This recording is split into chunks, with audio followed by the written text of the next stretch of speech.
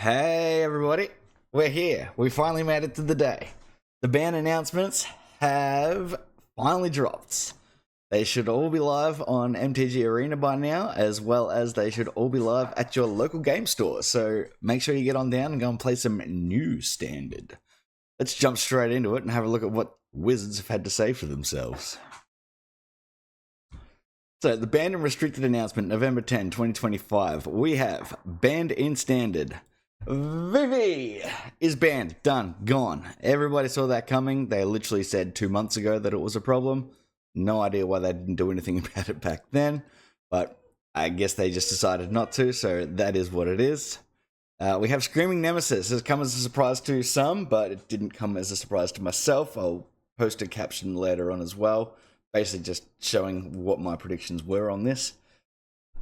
Screaming Nemesis, it's just got a big problem with the fact that it went against their design philosophy realistically for a single card. It counters life gain, which is a direct counter to mono red aggro, and it also counters big blockers, which is another counter to mono deck to mono red aggro.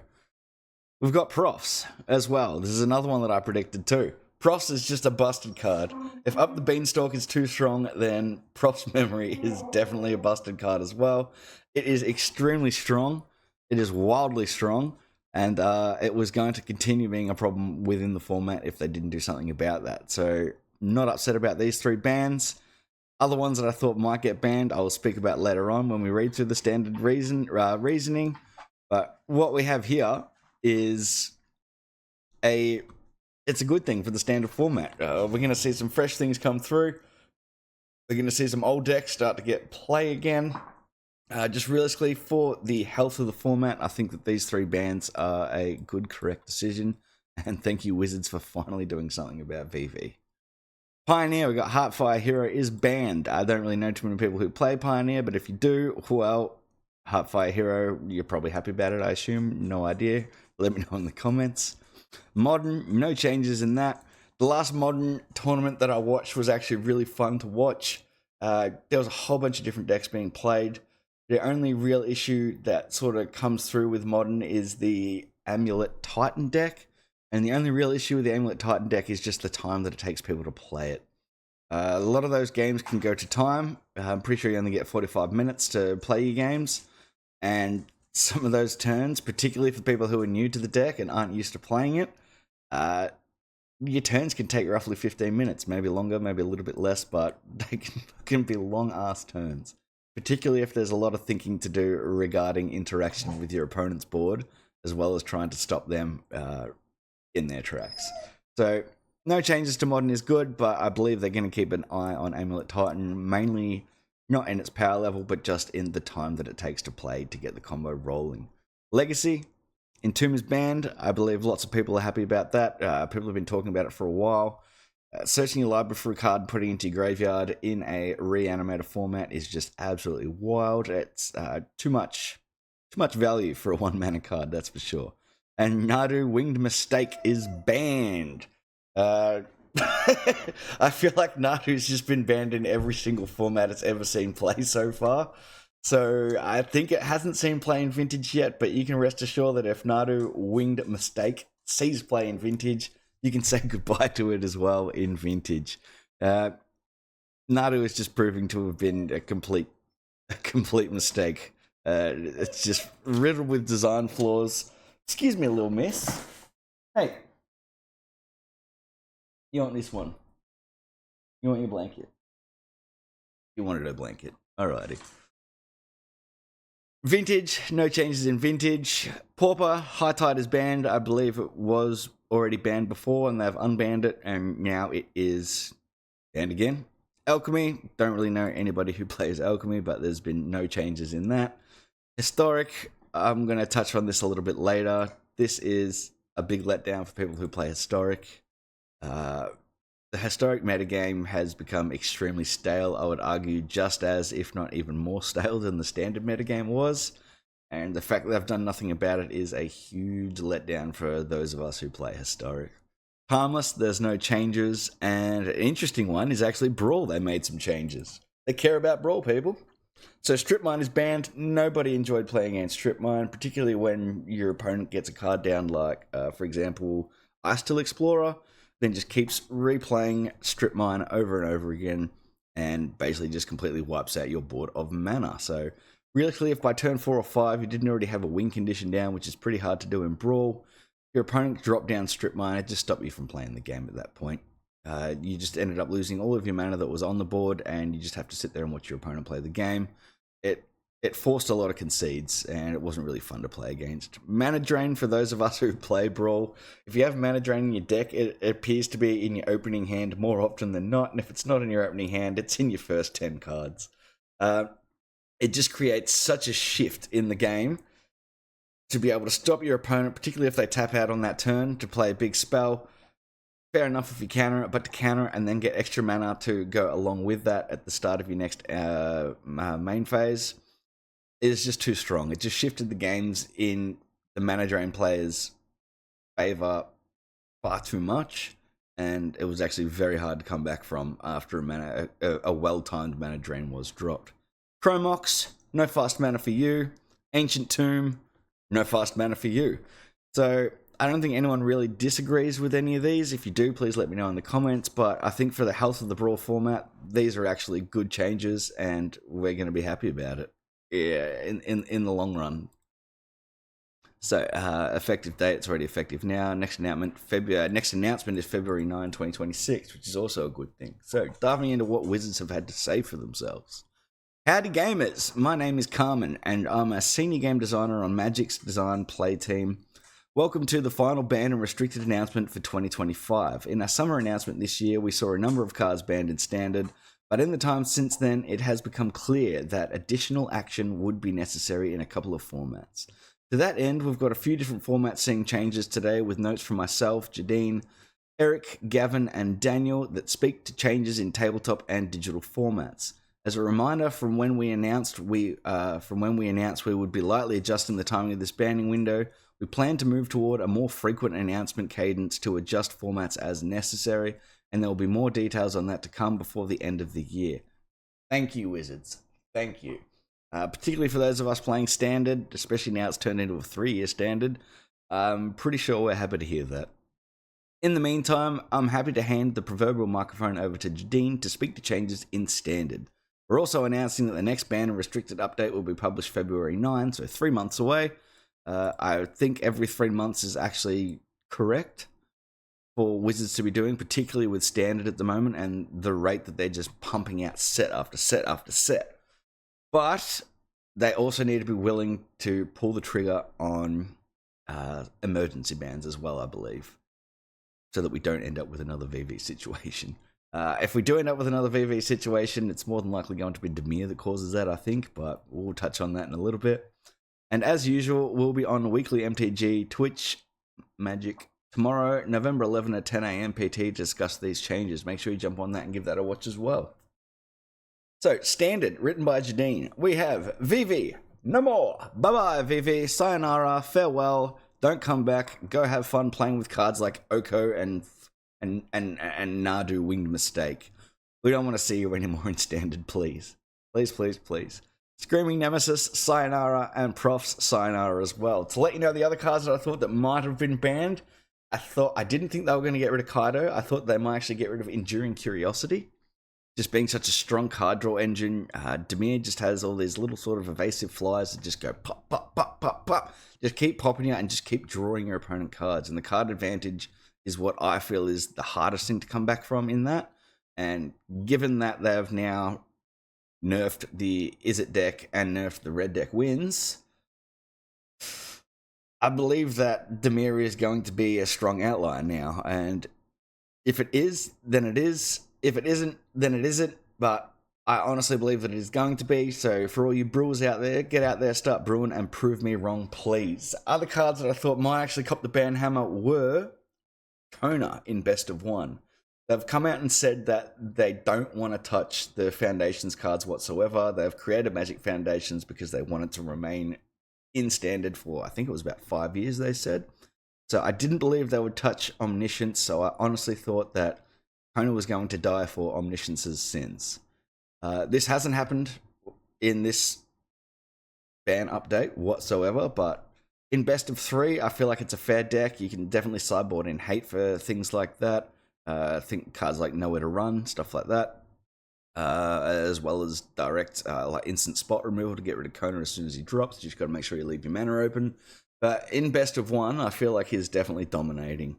I didn't want Kona to get banned. As I said, I felt like if he did get banned, it was for Omniscience's sins, but it hasn't happened in this ban update whatsoever, so that one didn't come to fruition. I was definitely wrong about that one. Another one that I thought might actually cop a ban was Kavero. Just being in standard and mostly it being a card that if it drops on turn 4, your opponent can definitely win, or at least swing the game in their favor so much that the game's over at that point. But I also agree with them not doing it because he only just came out in the Spider-Man set. He hasn't been kicking around for too long, old Kavero. So I think it's fair that he at least gets given 3 months or until February to see if it is broken or not. But these 3 I 100% agree with. 100% agree with those 3. It's just I thought they were going to hit a couple more cards to try and really freshen up standard, but we'll see how this goes anyway. It's still early days. We've still got another ban window coming up fairly recently after the holiday period as well, so we shouldn't be playing as much throughout then realistically compared to what we have been. I thought they might hit a couple other cards that are seeing a lot of play. They haven't. I'm not too fussed about that. Let me know in the comments what you think about that. So, diving into it. Standard has been in poor shape for the past few months. And here I was believing when they told us it was flourishing. The Izzet Cauldron deck has cemented itself as the strongest deck in the format and has unacceptably high win and play rates over a sustained duration. This deck utilizes the Izzet Prof's memory core, and we have previously seen power decks like Jeskai Oculus now taken to a new level with the inclusion of Vivi and Cauldron combo. It has dominated the tournament since Standard rotated with the release of Edge of Eternities, placing 5 or more copies in the top 8 at all 3 of the Standard Magic Spotlight Series events that have occurred since then. I didn't think, a lot of people thought it was going to be Vivi and Cauldron that was going to get banned. I didn't think Cauldron was going to get banned because Cauldron's already been in the format for so long, and it really wasn't a problem. It wasn't a problem until Vivi came along. Cauldron is sort of a fun build-around card. It helps with sort of janky decks. It helps with some fun ideas. It's something different to build with. We've seen it be used with cards like Insidious Roots and others. I didn't feel like Cauldron deserved to cop the ban hammer. If it did cop the ban hammer, it was getting banned for VV's sins. Also, the theory or the conspiracy that Universes Beyond cards were protected and wouldn't get banned, that's done. They've kicked that one out the door. You can no longer start saying that they will not ban Universe Beyond cards because, well, there's VV, a Universe Beyond card from Final Fantasy, and it is banned. We've got here the actual deck list where you can see you got 4 copies of VV as well as we've got 4 copies of Profs, just being absolutely busted when they're working together, particularly in cahoots with the Cauldron. Into the Floodmaw is also another very strong card. 1 mana disruption is freaking wild in standard, but I think they've hit the correct cards in this deck anyway. Izzet is still going to be a strong deck. It's still going to be a tier 1 deck, but it is no longer going to be a tier 0 deck that you either play it or you play something to beat it, which is good for the health of standard, and it is good for how stale standard became. So we should see a lot more decks getting played now, because apart from the two outliers, which was Cauldron and Mono Red, there was actually a whole heap of viable decks underneath them. A lot of viable decks underneath them, and hopefully we start to see them flourish now. So the deck has a strong fair game, efficient interaction, and a combo stealing that other decks in the format can't overtake. This is so true, it's not even funny. You could be on top of Izzet Cauldron, you could be absolutely kicking their butts, and then out of absolutely nowhere, they just win. They just go off, they play a bunch of solitaire by themselves, and then that's it. They win. No other deck in the format could really pull that off, especially not once you sort of dealt or answered with a lot of their issues. The other decks are a lot more easy to disrupt. This one was just always sitting there, in the back wings, just waiting, and then bam, all of a sudden you lose, and you're like, what the hell just happened? It is a strategy that has all bases covered and has no clear angle of counterplay. As a result, the metagame has been unable to adjust to the deck and likely won't be able to in the future. To open up the standard format for innovation and a wider variety of decks, it's clear we need to disrupt the VV Cauldron combo. That interaction is too much stronger than the rest of the format. We're opting to ban VV, as it is the card that's more likely to create future balance problems if allowed to remain in the format. We believe Standard will be more fun and diverse without VV in it. I think we all agree with that. I think we all agreed with that a little bit over 2 months ago. From what they said in their last ban announcement that they were going to be moving the bans forward, they also acknowledged that, and for whatever reason just didn't do anything about it, but here we are. There are clear parallels between Prof's Memory and Up the Beanstalk, which we banned in June's update. Both cards are a one-card game plan that provide a lot of strength over the course of a game. In addition, they are both 2-mana enchantments that draw you a card as soon as you play them. This makes both cards hard to profitably interact with, since both cards leave you up a full card following the exchange. So, I play Profs, I draw a card, you now play Interaction to remove Profs, you're down a card, I'm down a card, I still have an extra card in hand. That's advantage Profs right there. Same thing that was happening with Beanstalk. Even if you don't get the full value out of it, if it doesn't stick on the board for a long time, you're still up a card. This combination of qualities is a dangerous recipe for a card in the strongest deck in the format, as it greatly limits the number of decks that can combat the strategy. In terms of power level, Prof's Memory has proven itself as a strong standard engine. It broke onto the scene in a big way in the Jeskai Oculus deck at Pro Tour Aether Drift, with a Prof's Memory deck lurking in nearly every standard metagame since. Prior incarnations of the deck have been healthy additions to the metagame, but recent additions like the Winter Night Stories, this is a great card, and Quantum Riddler, another great card, as well as an increased level of optimization for the core shell, leave us concerned that even without VV, the deck will continue to be one of the best decks in the format and potentially even the clear best deck. To ensure that the standard metagame has room for new decks and innovation in the future, Prof's Memory is banned. Brewers, get out there, start brewing, please! We are also acting against the Mono Red aggro deck today. Mono Red has proven itself as the deck most able to hang with Izzet Cauldron, despite failing to meaningfully prove an obstacle to Izzet Cauldron's dominance of the format. Its play rate at competitive events and its win rate in our internal data has us concerned it may be a clear front runner in standard in a post-Izzet Cauldron world. This is 100% true. Metagames where an aggressive deck is clearly the best deck, often painful for diversity, because many slower decks can't compete. To prevent this outcome, we are electing to ban Screaming Nemesis.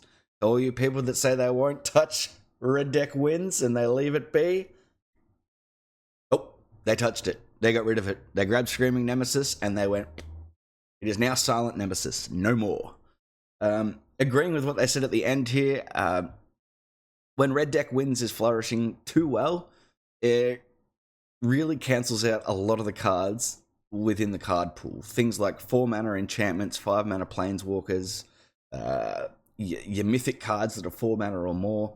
If you don't just play them and it wins you the game, then they're unplayable in a format where red deck wins is just running around dominating. It really limits your ability to brew, and when you are brewing or coming up with a new deck, you need to be including things like spot removal, board wipes, all things like that, which really narrows the card pool you can choose from. So hopefully this slows down Mono Red just a wee bit, and we can get back to brewing with the more fun cards that are 4-mana plus. So this is the deck list here. It's still going to be a very viable deck, don't get me wrong. Mono Red aggro is always a viable deck in every format, but Screaming Nemesis is done. Screaming Nemesis went against most design philosophies, and it was all in one card. One 3-mana card that also had haste. Whenever it's dealt damage, it deals that much damage to any other target, so blocking a big attacker or attacking into a big blocker. Just, that's one thing. And then to go after that, if a player is dealt damage this way, you can't gain life for the rest of the game. That's an emblem. That's not an effect, that's not an ability, that's an emblem. That's what I thought Planeswalkers were meant to have. Now, Mono Red, we'll still have counters to life gain, cards like I think it's the Cindermore or whatever, and the Lynx. So there's still a few cards that do stop your opponent from gaining life, but it's not a permanent ability. It can be dealt with. It's a much more fair game now, I believe. So Screaming Nemesis is among the strongest cards in the default mono-red aggro deck, and one of the most frustrating cards to play against in the deck. It single-handedly removes most counterplay against mono-red by giving the mono-red deck a great game plan against two of mono-red's natural predators, life gain and large blockers. With Screaming Nemesis out of the equation, we believe that it's far more likely that the metagame will be able to find a healthy equilibrium with mono-red as just a part of the landscape, not the deck to beat. There are versions of mono red that forego Screaming Nemesis, instead opting for cards like Leyline of Resonance, this is a good card, and Slickshot Show Off. This has been a great card ever since it came out, seeing play in a lot of different formats as well. For a faster and more all-in version of the mono red deck, despite such a deck winning Magic Spotlight, Spider-Man in Baltimore a few weeks ago, we believe that this strategy is more inherently attackable than the versions of red that play Scremesis. Learnings and the future. Okay, this is an important part. Wizards. What did you learn? A common element in all three of today's standard bans is an emphasis on counterplay. We want standard to be a format where decks are strategically distinct with a clear identity and the ability to do powerful things. Creating a healthy metagame in a world where decks have clear and powerful game plans means that those strategies need to have strong counterplay available. It is a failing of the format if there is a strong deck in the metagame that doesn't have a good counter strategy available. This philosophy underpins both our choices today and our card designs in the future. So they're stating here, and this is good, that they're going to be more considerate of these things in the future. The philosophy of powerful decks with appropriate counterplay means we need to be careful with cards like Scremesis. The role we intended for Screaming Nemesis was to give mono-red aggro players who wanted to play their deck in a hostile metagame a way to feel like they had room to maneuver and a fighting chance to win their fair share of matches. It succeeded at that job too well, and instead denied players who wanted to attack mono-red the ability to do so. We took a risk making a card that insulated mono-red against life gain and blocking at the same time, and introduced the possibility that missing on rate would lead to exactly what we have seen play out in a recent standard, a strong version of mono-red that lacks sufficient counterplay. This is all true. Missing on the power level of a new card to some extent is inevitable, but there are ways we can improve our accuracy. VV is an example of a card where the ramifications of an individual power level mistake were amplified tremendously by our failure to find the interaction with Agatha's Soul Cauldron. No idea how they missed that. It was found by brewers almost immediately when it came out. If that sort of thing's going to happen, I think they need to hire a few more testers. There's plenty of streamers out there that would probably happily help them with these sort of things. And there's plenty of streamers out there that literally have every single card in standard in the back of their head. They just know. As soon as VV comes out, they're just like, that's going to be busted with Cauldron. I'm going to go brew it. I think they need to do a little bit more about testing when it comes to things like that. And the more hands that they have on deck to do testing, the more likely they're going to find issues like this with cards. Increasingly, the standard metagame has been defined by a ceiling of strong multi-card synergies rather than the power level of an individual card. Adjusting to this design shift that is in progress, we still have room to grow.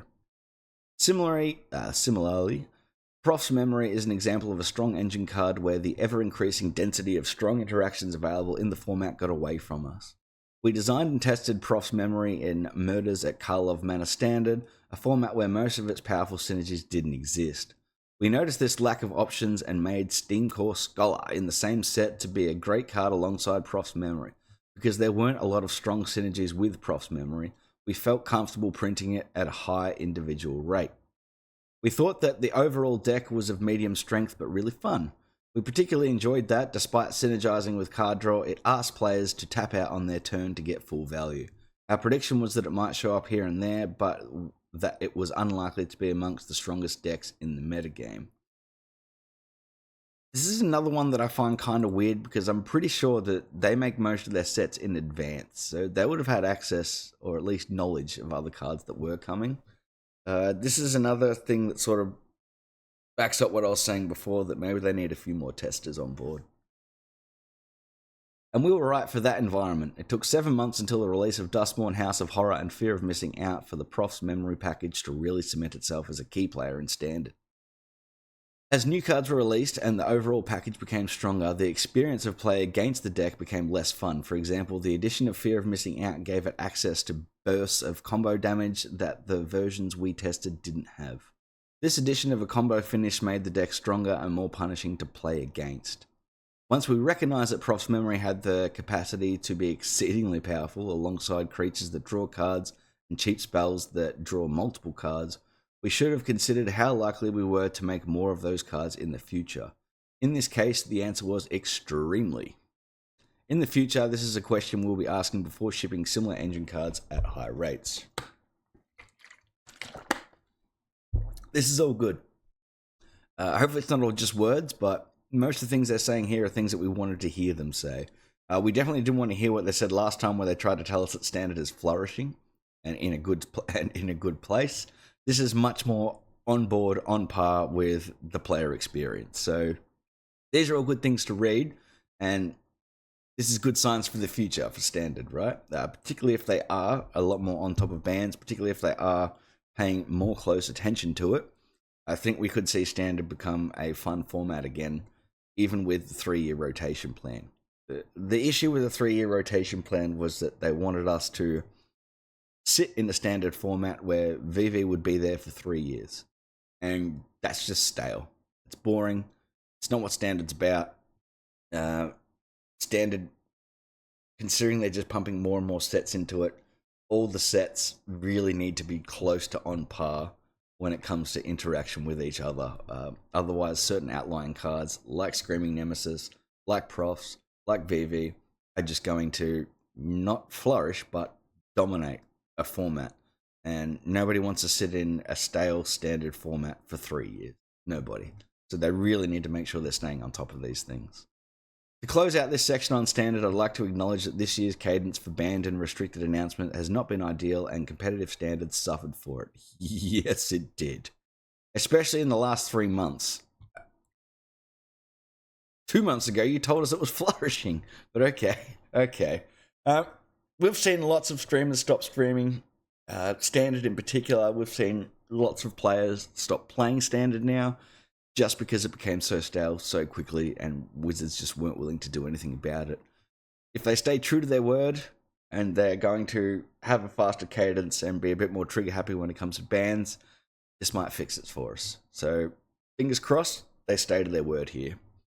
We still believe in our underlying Standard ban list update philosophy. We want these updates to be predictable, and we want the Standard format to feel stable while our fundamental philosophy remains intact. We recognise that our execution this year caused pain, which we need to address. 100% you do. As mentioned at the beginning of this article, next year we'll be increasing the number of banned and restricted update windows. This will allow us the flexibility to respond quickly if the metagame ends up in a severely imbalanced state again. Our bar for action in Standard remains high, but we do intend to intervene in situations like this where the format is clearly dominated by a single outlier deck with no clear angle of attack. As stated above, the next ban and restricted announcement will be February 9, so 3 months away. We'll also be discussing these changes in our ban and restricted update windows on Weekly MTG on November 11, so be sure to tune in. That'd actually be worthwhile jumping on and having a look at as well, just letting them, or hearing them sort of talk us through what went on in their eyes and what they plan on doing in the future to fix these sort of issues.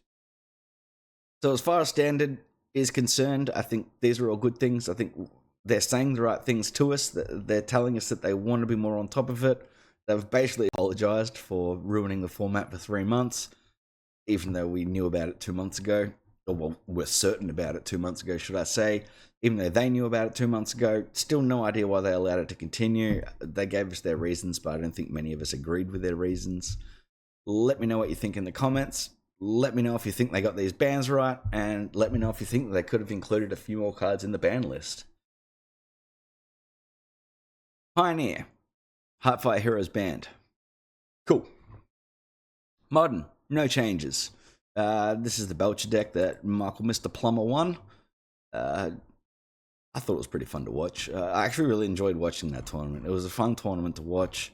There's a fair few sort of flash decks out there and different variants of it, but I think that's fine. Amulet Titan is the one that they need to really watch, just based on how long it takes games to play, and people sort of using that to their advantage to make games go to time and get a draw rather than a loss. That's going to be their biggest issue, I think, moving forward with Modern. And even still, I don't think Amulet Titan's broken. I think that if you're playing Amulet Titan, you just need to be really well versed in it so you can get through your turns quickly, make your decisions quickly, and not have to sit there umming and ahhing. Just got Blink. Legacy. Entomb is banned. I know lots of people wanted Entomb to be banned.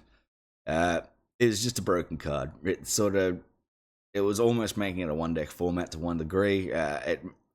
Because it was very hard to interact with. It was very hard to do anything about Entomb. Just being a one mana card that gives your deck unlimited value realistically. And Nadu Winged Mistake is also banned in Legacy now as well. Nadu's had a really shit run when it comes to bans. I don't think anyone's ever upset to see it leave either. I don't know anybody who's upset or anybody who really wants Nadu to be a part of their format, so all that's left, I think, is Vintage. This is the mere reanimated deck that was using Entomb. And then you got Atraxa to bring back, plus the Archon to bring back. And you got the Region as well. This is also... A similar combination is seeing play in Historic. It's nowhere near as refined or consistent as what this list is, but the Murktide Region is pretty damn busted. And then obviously just a whole bunch of free counter spells to make sure that you pull it off. Moving down the list, we got Vintage, no changes, and Pauper. High Tide is banned. Back in March, we unbanned High Tide. Now it's banned again, so mistake. Alchemy, no changes. I still don't really know. Oh, they rebalanced VV. There you go. I don't really know anyone who plays Alchemy. I don't think it's that popular a format. Historic. This is one that I do want to touch on. I love this format. I really like this format. I don't necessarily agree with Alchemy cards being in... Wait, is it Alchemy? Yeah, I'm pretty sure it's Alchemy. I don't really know anybody who's happy with Alchemy cards being in Historic. If you're one of them, let me know in the comments. That's fair. But Historic, I think, has died for Alchemy's sins. And it used to be a really popular format, and now it's sort of dropping off a bit. And I think this ban announcement here shows that they're not paying enough attention to it whatsoever. Historic has become very stale. It's very boring. It's an Eldrazi versus Loris world at the moment. You got Jungleocean in there as well, but realistically, there's not a lot of option to be playing once you get to the higher tiers anyway. Once you're in about Diamond, and especially once you're in the Mythic numbers, you're just playing the same decks over and over and over again. There's no real diversity in there whatsoever. All these cards that are pre-banned, anyone could have told you we're going to be pre-banned just based on the way that they want Historic to be. Force of Negation, free counterspell, Frantic Search, just would have been absolutely insane with certain combo decks. Mystical Tutor, Entomb, obviously too strong for Historic, but would be very fun in Timeless. So everybody who plays Timeless, go and have fun. go and brew with Entomb right now and go and have some fun. And Dark Depths, I think with the amount of land destruction we have in there, Dark Depths could have been okay, but it being pre-banned, I don't think anyone's going to be too upset about that. I think what we are upset about is that they just haven't addressed the actual issues in Historic. So, with a plethora of cards from Arena Anthologies, bonus sheets, and special guests releases coming to MTG Arena this year, Historic's card pool has expanded rapidly. For now, we are aiming to avoid format destabilization with pre-bans while monitoring the metagame to ensure that no individual deck is out of line.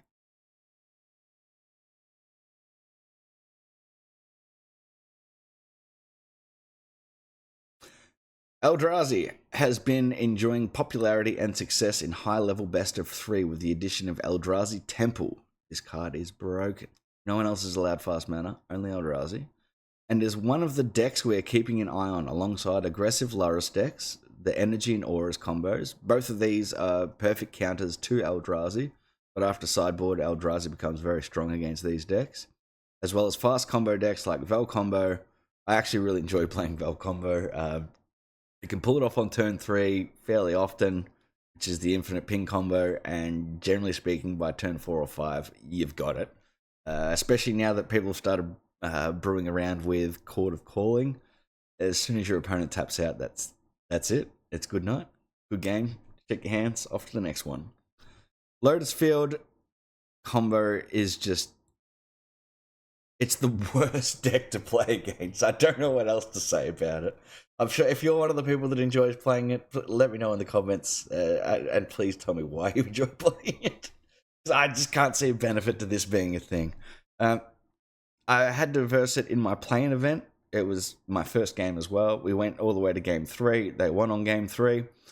By the time my Lotus Field combo opponent had finished the game and finished me off, they had roughly 2.5 minutes left on their timer. So for one game, I literally sat there for 42.5 minutes watching my opponent play Solitaire. And it was so freaking boring. It's a great combatant to Eldrazi. Eldrazi finds it very freaking hard to beat Lotus Field combo. There's no doubt about that. But I can't even bring myself to play the deck. I feel like I'd play it twice and I'd just be bored with it. I feel like if I had to play it forever, I would end up hating the game. It's just such a boring deck where you just sit there and play by yourself. You don't even need to talk to your opponent, really. You don't need to do anything if you play Lotus Field combo. You just need to sit there playing Solitaire, scrummaging through all your cards until you finally pull it off. And we got the Persist combo as well. That's a pretty good deck as well. But in best of 3, it's fine. You should have Graveyard Hate in your sideboard, irregardless, if not in your main deck. The Persist combo is fine. The Vel combo I can see being an issue just because, well, turn 3 wins aren't fun for everyone, but Eldrazi is supposed to be a high-powered format, so yeah, I think better a quick game than a Lotus Field combo game, in my opinion. I could be wrong, but in my opinion, I feel like a Vel combo loss feels better than a Lotus Field combo loss, that's for sure.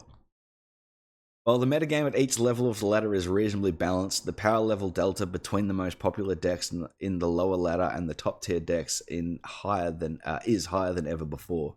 You should expect to see more changes in Historic as we re-examine the format philosophy and ban list in the coming months. Okay. So we're not doing anything about it now for I don't know why. But in the coming months, they're saying they're going to do something about it. And this worries me because I feel like Historic might just die and fall off completely here. A lot of streamers are going to stop playing it. They're probably going to go back and try out Standard again now. Maybe even jump into Timeless. In my eyes, this just isn't good enough. They had to do something with Historic, even if it was just suspending cards to see how things changed. But it's just an Eldrazi world. It's Eldrazi versus the world in the moment in that format. There is roughly 4 to 5 viable tier 1 or tier 0 Eldrazi decks. And to go along with that, there's other ones as well that are a bit more niche. You can try it with Dimir, you can try it with Khan, there's roughly 7 or 8 different variants of Eldrazi which are all viable, which is just wild. And the main reason for that is because they have their soul lands. Nobody else gets fast mana, nobody else gets soul lands, but Eldrazi gets 2 of them. Plus when you add in Utopia Sprawl, make that 3. So I think they should have done something about that. I wish they did something about that, but they haven't. And I'm worried that Historic may suffer for this. We've got the aggressive Lurrus decks. I don't have an issue with Lurrus, even though Lurrus is a part of Energy, Auras, and Vel combo. It can even be a part of Lotus Field combo. It can even be a part of Persist. No, it can't be part of that one. But Lurrus isn't the problem there. Realistically speaking, if you're up against a Lurrus deck and somewhere between turn 3 to turn 5, your opponent brings Lurrus to hand, you're normally cheering because you're probably going to win that game. They haven't got what they wanted. They haven't hit the cards that they needed. You've disrupted them enough that they've ran out of threats in their hand, and now they need to bring Laris to hand and waste an entire a turn, which in a format like Historic is just too slow. So Laris isn't really the issue there. It's the other 2 mana cards as well. My only issue with Laris is that it stops deck creativity, only allowing you to use the 1 to 2 mana permanents, which there's only specific ones in the format that are actually really good. It's in a format that has so many cards, has access to pretty much all the cards on Arena. It is wild that there's realistically 3 viable decks at the moment. Deck playing Laris, Eldrazi, or Jungoifs.